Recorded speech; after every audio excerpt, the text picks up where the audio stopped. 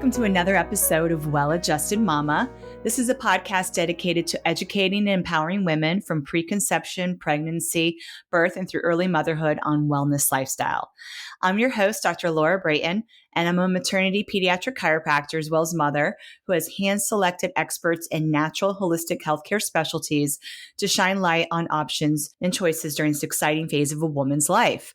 Today's episode is about the growth mindset and positive talk around math in the home. And we definitely cover more things besides math today with my special guests, Tammy and Marc Goldberg. Tammy and Marc Goldberg are underground math education innovators who have figured out how to get math right. Their work can be experienced at Mathnasium Learning Centers worldwide. It is their mission to empower children to excel in math and grow into confident young adults who are able to think logically and solve complex problems. Tammy's origins in the math classroom and the private tutoring space merged with Marc's accounting and business background in 2008 when they opened their first of several Mathnasium Learning Centers in New York City. But perhaps the most interesting part of the story was the emerging creative collaboration with Mathnasium co-founder Larry Martinek that gave him the perfect think tank and platform to write a revolutionary math curriculum that has empowered millions of students to develop true understanding and confidence in their math abilities. In addition to writing the majority of Mathnasium's curriculum, Tammy and Marc are the operators of 5 Mathnasium Learning Center locations in Manhattan and Brooklyn, and one in their current hometown of Doylestown, Pennsylvania. As parents of school-age children themselves, Tammy and Marc have seen the negative academic effects of the COVID pandemic firsthand. Having the experience of working with thousands of students in their centers and developing a curriculum that has parents raving around the country, they feel a personal responsibility to share their collective wisdom and bring awareness to parents as to what their kids actually need to be successful in math compared to what most people think they need. Outside of their work in math education, Marc is a dynamic rock singer and multi-instrumentalist, a professional problem solver, and a youth baseball coach. Tammy is an astrologer, a wellness enthusiast, and an aspiring singer-songwriter. They have 2 kind-hearted, creative, math-loving kids, a miniature schnauzer, and a Russian blue cat. Hope you enjoyed this episode. Hello, Tammy and Marc. Welcome to the show. I'm very excited to have you on today. Oh, we're so excited too. Thanks for having us. Yes, thanks for having us. So I want to hear your story about how you guys got into doing math education and all of the knowledge and wisdom that you've shared over the years as educators and creating the curriculum that's based for Mathnasium. Oh, yeah. Okay. This is juicy. Yeah, you should probably Do you want me to start this one? Yeah, sure. Okay. I went to school for math education. I was a teacher for 2 years, a high school math teacher. Kind of felt like I was limited. I was probably not cut out to be a classroom teacher because I wasn't so good at the classroom management part. I also wanted to geek out on the math, and it was just like not happening because a lot of kids were just not really into it. I had several tracks and like almost all of the subjects, but I felt like I wasn't quite making the impact that I wanted to be able to make. And I also wanted to be able to build a business that I didn't have to work at every single day. So there was definitely a part of me who wanted to build wealth, and a part of me that wanted to make a larger impact beyond the classroom. And it just didn't feel like quite the best fit because I was getting blocked by administration already in my first 2 years. So there was something calling me. So I went to New York City and I pursued acting for a little bit. So I was like, let's take a completely different direction and kind of see what comes from this. And what came from it was that I was private tutoring math as my survival job. And I was really enjoying private tutoring. I had to go around to the different homes in New York City, and that was interesting, getting to be in these kind of gorgeous apartments. Yeah, that was something. And I'm dealing sure. with the issues that wealthy families are dealing with, which were vast. And I was great at tutoring the high school age kids that were fairly on grade level. If there was a high school age kid like an Algebra 2 who had foundational gaps and I was only seeing them once a week, I had major limitations. I wasn't getting anywhere because what they needed was a much more comprehensive program that would be able to fill the basic skills while we were working on the current assignment. Like they needed more. Also, I had some elementary aged kids and they were super fun. I really loved it, but I was ill-equipped. I was like, as far as learning facts went, I was like, let's get on the computer and do the computer games because I just really didn't know how to teach facts. Meanwhile, but you were certified K to 12, so it's right. So like in theory, right, you should have in those age, in theory, yes, but like I had one class in teaching elementary math, and it did not equip me well at all for being able to actually make an impact individually with a child in elementary math. So I was like, there's got to be it makes sense to start these kids young so that they don't have the kinds of accumulating gaps when they're in high school age. But I feel like I need to get better at this. And I was out in the Hamptons with a family that they brought me out for the summer, and I started looking into education franchises. I also was reading Rich Dad, Poor Dad, which was like, franchises are a great way to start a business if you don't really have the background in business. I had a teaching background. So I was like, I wonder if I could find an education franchise that would feel good to me. And there were several that I knew of that I was like, I'm not doing the multi-subject thing. Like, I only want to do math. Like, are there any math-only franchises out there? Mathnasium had just started franchising. Yeah, just like a few years before then. So what year was this? This would have been in 2006. Yeah, this would have been in 2006. Yeah, and I think they started franchising in 2004. I think. Yeah. 2003 or 2004, yeah. This is when like the private tutoring market in New York City was massive. There were so many individual private tutoring companies sending tutors around, and I joined one of those, and it was good for me at the time to make those connections. I just found that I needed more knowledge if I was going to really be impactful for the elementary age student, and to be able to scale beyond yourself. Exactly. Right. That was because I didn't see myself just working as a private tutor for much longer than like 2 years. Right. So I called Mathnasium. I had the initial call and I was like, this is very interesting. I think this market is ripe for it right now. Although we ended up opening in 2008, which wasn't the best time to open any business. Yeah. But we still managed to do really well in our first year. Because there was a demand. Yes. Yes. And parents were still willing to spend money on their children, which made me feel like, oh, all right, we've got something that's recession proof. Then COVID came along. It wasn't pandemic proof, I'll tell you that. But no. It was very difficult. Yeah. So what I did was my mother, who was a third grade teacher for, I don't know how many years at that point. Many years. Many years. And then a gifted and talented teacher. She was about to retire, and I convinced her to open a Mathnasium Center in Toms River, New Jersey, so that we could just our hometown, see how this all played out. And she did. She has 2 partners who are also teachers in the school that she worked at. We got to get a really intimate view of what it's like to open one before we took the jump into opening on the Upper East Side. And we loved it. It was a small franchise at the time, which was kind of awesome because we got to communicate a lot with Larry Martinek, who is the math founder of Mathnasium, who's a really incredible person. Brilliant. And mentor. Amazing. And then we were like, all right, let's do it. I recruited you. Yeah, you recruited me. I was doing some other things going on, yeah. But I was like, I think there's a lot of potential here, and I don't know what the heck I'm doing other than teaching. And I'm not great at that yet. Right, and I have a business degree in accounting, so it was like, all right, well, I'll deal with the billing and the bookkeeping and help on the operations, and that was kind of what I expected I was going to do.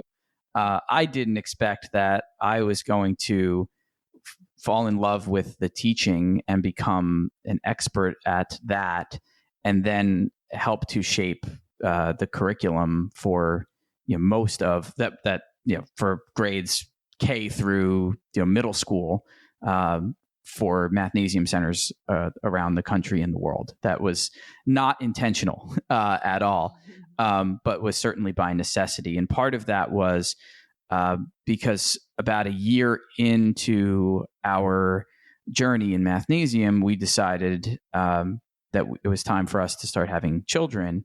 And so that was going to take Tammy out of the learning center. And so that left me in the learning center and to run it. And so, and that's where really I started to see a lot of blind spots and a lot of challenges in the way that the curriculum was originally designed. And it was mainly designed through the idea that instructors would do a great deal of training up front, where they would really learn how to teach like Larry Martinek, who the math founder taught, and the ways he wanted people to teach. That wasn't very scalable, because the instructor position was, relatively transient, right? We had people come and go. And so we needed a curriculum that could have more of that instruction, more of that ways of thinking that we're teaching kids embedded in it, and scaffolded in a way where, okay, we have these instructional elements, and then we little by little pull those out until we're left with the way that was originally presented to the child in the assessment. And that's when we can truly see, okay, have we mastered this skill or not? And so we had a vision for what it could be. And we did some early prototypes, and we did some early projects where we were drafting this like transformative material that really nothing like this was happening in math education. And that's where the education people on the franchise side were like, they felt they needed to engage with us to make that happen. And like I said, it was not by design on our part. It was like we were trying to solve the problem of, we need to be excellent, and we want to give every child the absolute best that we can give them. And we felt like we weren't there yet, and that we had developed this special skill, and that we would be doing ourselves and our communities that we served a disservice if we didn't dive in. And so that original writing period was about 4 years. Oh, wow. Took a while. So I was pregnant twice during that. Yes. During that period. So it kind of worked out perfectly that the time that I was home, I mean, it wasn't so easy when like I had the first one and I was still needing to write curriculum. That was a little hard. But I just realized that whole time period, it worked out great, because that was the time that I was home and I had something to occupy my mind other than, baby stuff. Just baby. Yeah.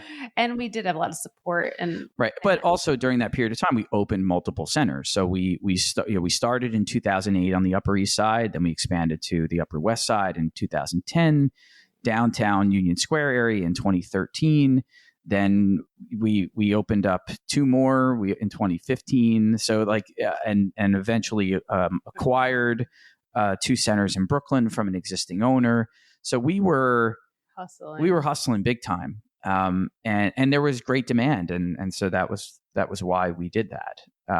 And we felt empowered by the curriculum we had, the people we had, the systems we had in place, that we could make this incredible impact on students all across New York City, and then also in Bucks County, Pennsylvania, where we did open a center in 2015 out here, because it was an area we wanted to spend more time.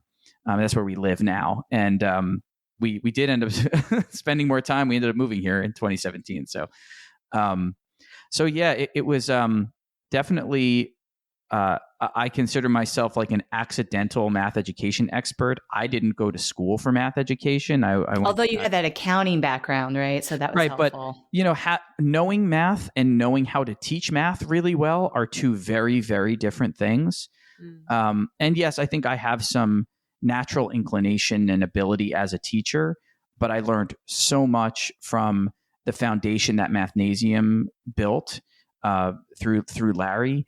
And then from real life experience, working one-on-one with so many kids with that came from, so many different schools and different place in their cognitive development, different ages. I mean, I was working with kids in pre-K up through middle school, high school, that came from public school, private school, charter school, whatever the case may be. Learning differences. Yes, exactly. You had no training. No, I had no formal training, but yet I was incredibly effective. Yeah. And I was seeing not only what we were getting wrong and what we were getting right, but also what school curricula were getting wrong and perhaps getting right. And so I was a blank slate in that right. sense. You didn't have to reverse any brainwashing. Correct. There's a value with that. So I'm assuming there might have been some universal things that you witnessed in these children, despite what school they went to and their background, that was creating challenges around their math education. Absolutely. Yeah, that's a great point. So what were they? Yes. Well, I can tell you this, that most, I'd say probably all schools have no great solutions for helping children to master number facts. That's number one. It doesn't matter if they're in public school, private school. It doesn't matter what school district they're in. Generally, they go, okay, go use this app and drill it into your head and do this as quickly as you can, or go home and work with these flashcards, or maybe we're not even going to emphasize it and just hope that eventually you figure it out.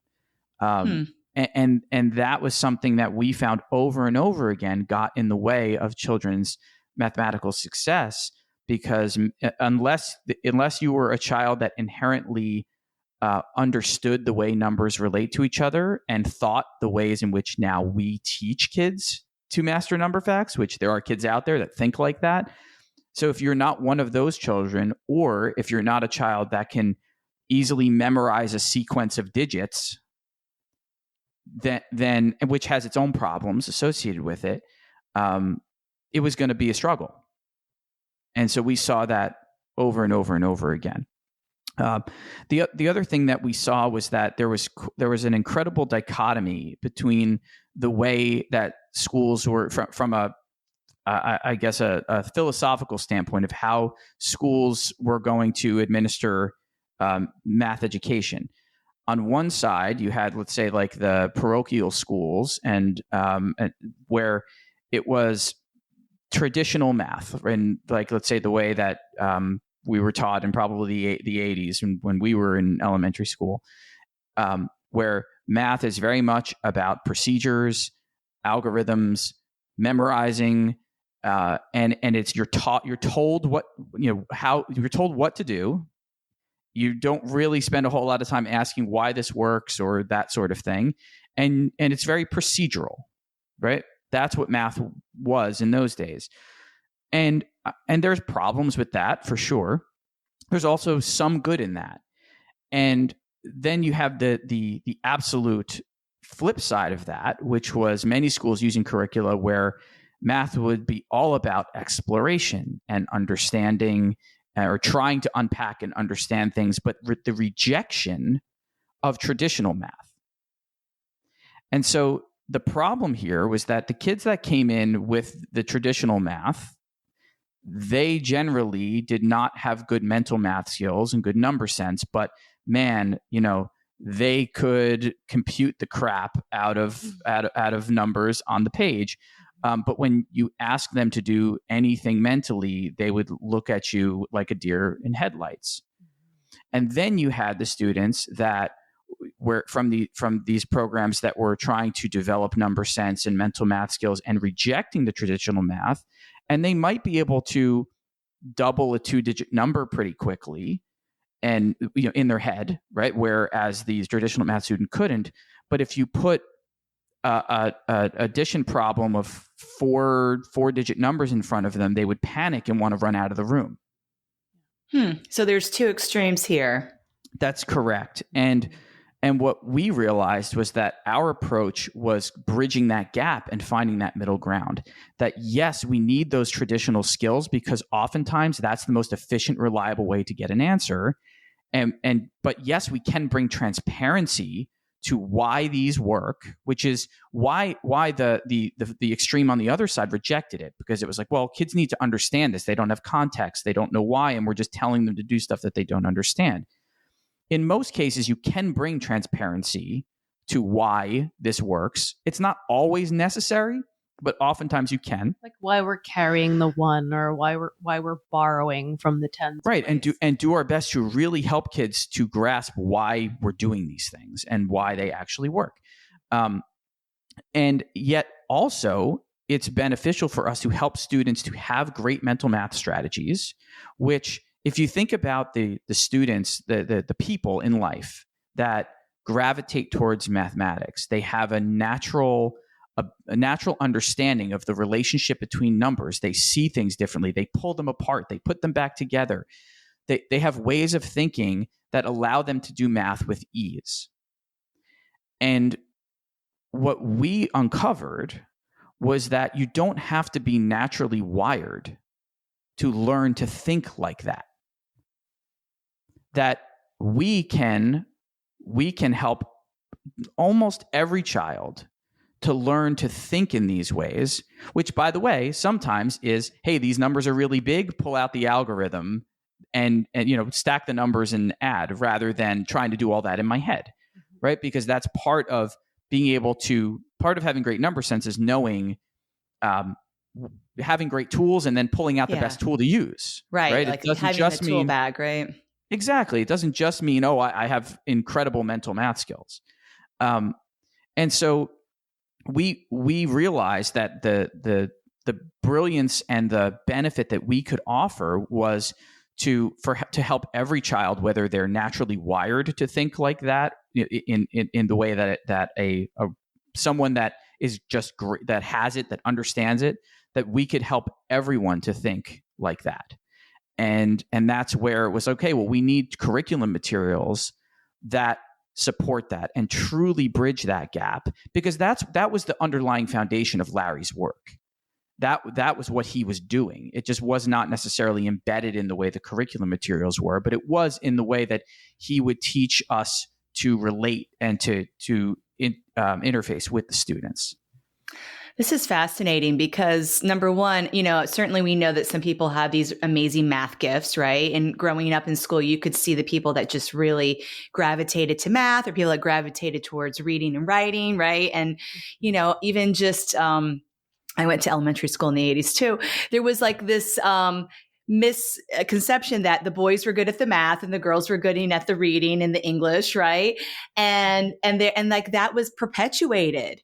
It was like, Barbie was like, math sucks, right? It was just like, and now it's like, oh God, that's not, politically correct. We cannot, make these statements, but we can also recognize that there is something with the hardwiring of certain brains that are just, they get it, and other brains don't just get it.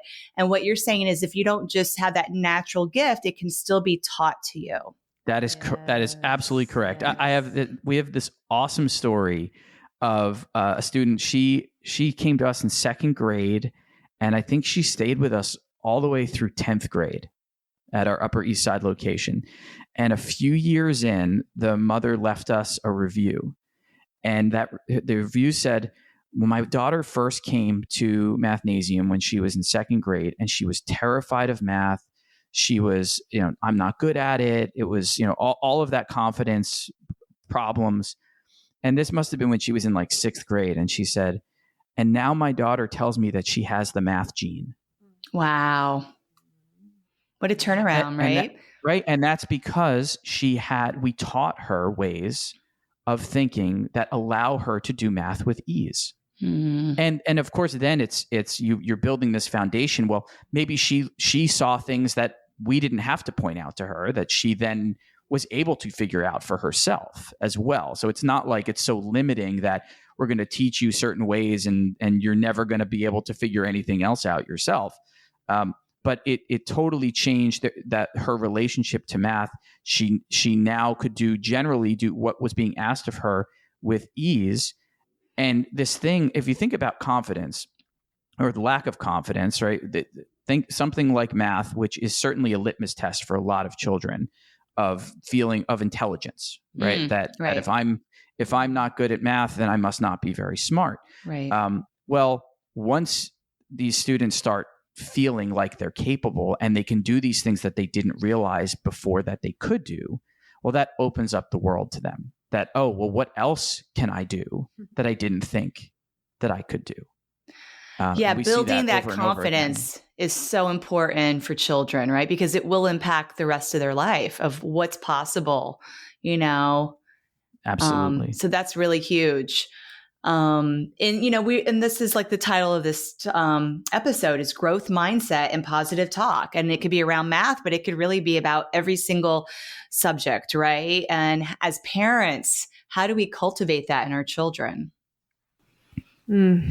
Yeah. When I have kids come to us and they're like, I'm just not good at math. Like math's not my thing. I'm just not a math person. It's so sad. And usually that's been reinforced in some way by some adult, whether it's a parent saying, I'm not good at math either. Yeah. Don't So worry. You're not going to be either. Right. Yeah. Right. You didn't get the math gene. Yeah. Or a teacher or multiple teachers. And sometimes you understand why a parent might say something like that because they think it's going to feel good, but ultimately it doesn't. Like giving them an out, right? It's empathetic. Protection. Yeah, it's a belief that doesn't belong because we don't need everybody to be math geniuses. No, but let's not let math get in the way. Yeah, the way I like to think about it is we want it to be an asset in our lives, not a liability. And so, but it doesn't mean that everybody has to be a math genius. Right. But math is also really required as a life skill, right? Absolutely. And that's something that I'm seeing because I didn't grow up with a computer, in my pocket to do like what the kids are growing up with now with technology is very different. Maybe I had a calculator, maybe I didn't. I don't know, but it certainly wasn't a computer.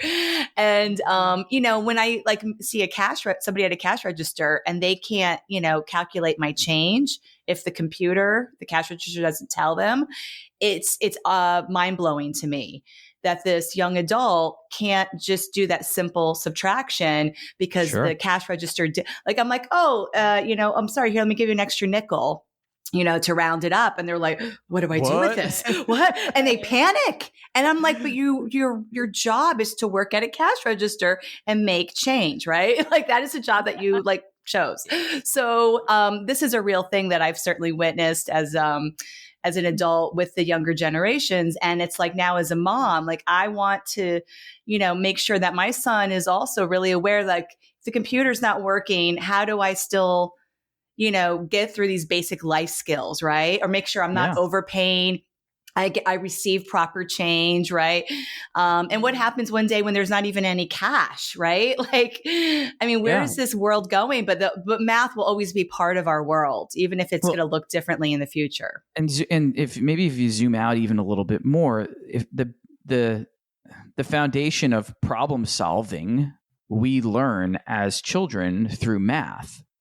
And so if we become so over-reliant on our computers and our smartphones and all of that for basic math starting at a young age, there's a tremendous opportunity cost to that in developing as critical thinkers. That's my biggest concern. And I'm all for technology, but when people say things like, well, why do kids even need to learn how to add and subtract and they can just pull out the calculator? Well, there is a cost to that, I think, to society, that we could be left with people who are incapable of thinking for themselves. Right. Which we see in society is a thing. That's a problem. That's a very big problem because really what I'm hearing is you're just creating a society of sheep, right? That are easily manipulated and easily told what to do and not really thinking for themselves, right? And being like, something doesn't seem right with this. Let me question that. Right. And I think we need great problem solvers in our world, and I don't just mean in the math sense. Right. But that's kind of where it starts. That's where logical thinking starts for most kids at a very basic level. And so that's why I think a big part of what we've done is really important to help children to learn how to be efficient thinkers, efficient, reliable thinkers. I love that, Mark. Like problem solvers, like that is what we want to raise, right? It's this next generation of amazing problem solvers. Like, you know, how do we heal the earth? Like big problems, right? How do we make sure people have access to clean water living all over the world? Yep. How do we make sure that we're access to healthy food? Like really basic foundational things that we need to thrive as humans are getting like lower and lower availability, right? Yeah. And we need problem solvers to fix that. Yeah. How do we think we're going to develop those problem solvers if we can't add, subtract, multiply, and divide? I mean, that to me seems, that we talk about illogical, that doesn't seem logical to me. So yeah, I mean, it's and calculators have turned into AI, right? So it's like, we've got a massive, the machines could take over. That could be happening, which makes the humans even more important to get the problem solving thing right in order to protect our own species. Oh yeah. Oh my God. Yes. We really, that is like a whole sci-fi movie right there. But the reality is like there there always will be these big problems out there to solve. And when we look at the people that have done it in our history, right? Like there was a confidence, because guess what? Big problem solvers have a lot of F's. They have a lot of failures before the Einstein, right? And the Edison, like they're fail. And then it's like the eureka moment. And, even the people like now, Elon Musk, we got to think outside of the box to be able to solve these big problems, but we can't do that if we don't have the foundational skills, right?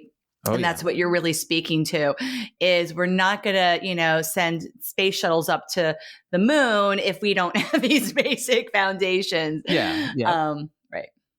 Absolutely. Yeah, we got to crawl before we run. So, and it's interesting too, what you're saying, like depending on the age of a child, some of these foundational aspects are missing. And that's what's creating that current stress with their math education, right? So sure. Well, and also think about where we are this day and age, right? We had a few years here of massive disruption, right? That is, and we had within education for sure. Yes, exactly. And we had problems in math education well before that. So what happened with the COVID pandemic just really exacerbated it. And so now I'd say more than ever, we have students out there with massive foundational gaps.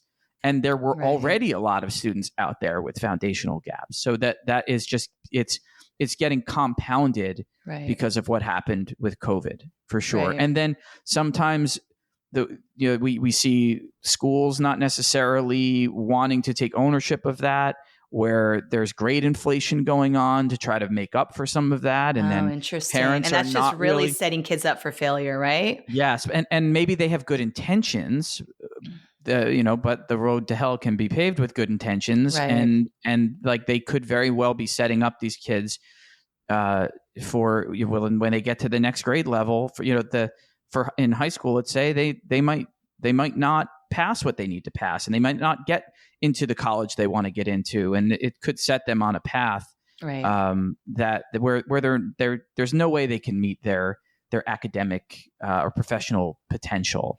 Right. You can't just push people along and then they're, then it catches up. Right. Right. And I think parents oftentimes, and this is why we over and over again, anytime we have a parent that is even curious at all about what's happening with their child, most Mathnasium centers offer a free assessment. And we say, hey, like the best thing to do is just bring your child in for the assessment. There's no obligation to enroll. And with us, like, we don't want anybody to enroll that isn't bought into what we do, or that isn't ready to make the commitment, because it is definitely a commitment. But what age does this start at? So we start, I'd say most kids, it's kind of first, second grade. We do work with some kids in kindergarten, and there are some Mathnasium centers that will do some pre-K. We don't do a whole lot of that, but we do. There are some materials and programs for pre-K, like 3, 4. But I'd say like there needs to be a certain amount of ability to work independently for a few minutes. And if a child can't read, right, that causes some issues because there are things on the page that they need to be able to read. So that's why I think the sweet spot to start is like second grade, but we certainly do get kids in first grade and some in kindergarten, and then all the way up through high school. So we encourage anyone who thinks something could be that their child could benefit from supplemental math, that just go do the assessment, and you're going to learn a whole lot about where your child stands right now, the way that they think. And from there, if you see enough value in getting them help through Mathnasium, so that it's just a barrier there, it's very little barrier then to get that information, which is right, helpful. And I would say if the parent isn't like an educator themselves, it may be hard to gauge where that's at. And so, unless the teacher perhaps is giving feedback, then it can be challenging, right, to see where is your child hitting. And also, I think sometimes like there's a focus for children, like, okay, like you're gifted in this area, so we're going to put all our focus and energy on that, right? Like, let's say it's sports, for example. Yes. But it's like we do want to also raise well-rounded children. And if there's an area that is more challenging, how can we support them without it creating stress and anxiety? Yes, absolutely. That's right. And the teachers don't get the in-depth view that we get either, because they have so many students that they have to be managing. So like many parents will say to us, they've never had anyone sit down and explain exactly how their child thinks about all of these different topics. Like it pays to have an expert take a look at where your child is, especially now when there's been such gaps created because of the pandemic. Yeah, well, and the structure of school makes it very difficult to do that, especially when there is in standardized testing and all of that. There's a lot of focus on, okay, did I get the right answer, or I didn't get, or in a school assessments, right? Did I get the right answer, or did I not? Right. So, whereas during our assessment process, of course, we want kids to efficiently get correct answers, but we're looking beyond whether it's right or wrong. We're also looking at the thought process and whether or not that thought process is serving them well, and if we've got a better way to teach them. There's also plenty of times that a wrong answer might have just been careless, and that's okay. Right. And we're not going to spend all sorts of time working on something just because they made a careless error as opposed to something that they really didn't understand. Or right answer is a guess, right? So either way, yes. you're Yep. And to your point, if it's a standardized test, nobody's knowing the difference between that. Oftentimes, unless there's some part of it where they have to explain their thinking, which sometimes they have that. But sure. Sometimes it's just anxiety that causes you to have wrong answers on a standardized test. Absolutely. Yes. Like a lot of times I think that's where it goes wrong, but nobody's going and digging into the standardized test questions and being like, oh, this is the skill that they actually need practice right. with. What's the critical attribute here? it's finding common denominators. That's the gap, right. Like yes. That's what needs the treatment. It's a lot like functional medicine, where you go in and you get a full workup. And it's not just a Band-Aid solution. We're gonna give you thyroid medication because we see that you have hypothyroidism. You're just gonna get Synthroid, right? Right. They go in, they look at every single possible cause that this could be, and they remediate that cause. Right. So that hopefully your thyroid can learn to work independently of any medication. And it's the same idea here. It's a holistic approach. And I think, for conscious parents, that's what they're looking for. We don't want to just see our children succeed and get A's. We want them to, feel empowered and supported and well-rounded, like all the things I mentioned. It's like really not just focusing on, I don't know, the grade or whatever. Right. It's not only just about that result that commonly is the thing that represents success. Success is represented by much more than that letter grade or that number on the standardized test that they're getting. Not that Exactly. that isn't necessarily an important metric, right? That's it. That can be helpful information, but that doesn't fully represent success or failure or somewhere in between. Right. Exactly. I mean, I just really appreciate essentially the bottom line here is parents, how do we just raise, awesome problem solvers, right? And I think part of it is obviously these foundations of math, but it's also that child's confidence and self-esteem and their belief in themselves and what's possible and willingness to ask questions. And as adults, being open to that, right? Like back in other generations, children were not allowed to ask any questions, right? Mm-hmm. And so how beautiful it is as parenting that we've grown and evolved in our parenting. And now it's not like I'm the parent, so you just have to do what I say. Right. Yeah, exactly. Every once in a while, but I mean, my husband really likes that parenting model, but I don't use it that often, but occasionally. Right. I think it's like seems the easy way, right? But at the end of the day, like we don't want to just raise children to just only listen to authority and essentially, like I said, do what they're told, right? Sure. We want to ask good questions and really understand. And be respectful, right? And that goes both directions. Yes, absolutely. Well, as we wrap up this podcast, do you have any last thoughts that you want to share with the audience? Parents, you're not in this alone. It takes a village. If don't feel like just because you were maybe not great at math or you were excellent at math, that's going to translate to you are the best teacher of math to your child in the elementary years. Because often your kids don't want to listen to anything you say anyway when it's giving any kind of guidance or teaching. There are places out there like Mathnasium in particular, that can really help give a nurturing experience, a nurturing environment, a place where kids feel comfortable making mistakes, and they're getting a curriculum that is just perfectly suited to exactly where they're at and can propel them forward. Beautifully said. Thank you so much for coming on the show today. Thanks so much for having us. Thank you. Well, I hope you enjoyed this episode today with Tammy and Mark. They were such a fun couple to interview, and it was a unique experience having a married couple as guests on my podcast. But I think for me, the big takeaways here is parents, there's so much opportunity to teach our children life skills and competencies outside of academics that are really going to help them thrive as confident young adults. And so as Tammy and Mark were sharing, when kids have confidence in their skills in math, they use their brain differently when it comes to problem solving.